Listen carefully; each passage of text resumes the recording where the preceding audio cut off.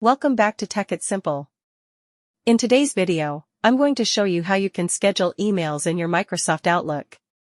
So, without any further ado, let's dive right into this exciting video. Step 1. Open your Outlook application. To do so, the first thing you have to do is open your Outlook application and write an email.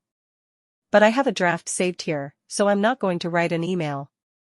Step 2. Schedule the mail. Now, just simply write an email or open the saved draft. You can see this button just beside the Save button. You just simply have to click there and select Schedule Send. After selecting the Schedule Send option, you can schedule your messages. You can customize your time by clicking on this Custom Time option. After entering all the details, just click on this Send button, and your mail is successfully scheduled. It will be sent at the time that you set. I hope this video was helpful for you. If yes, don't forget to give a thumbs up and subscribe to the channel for more future content like this.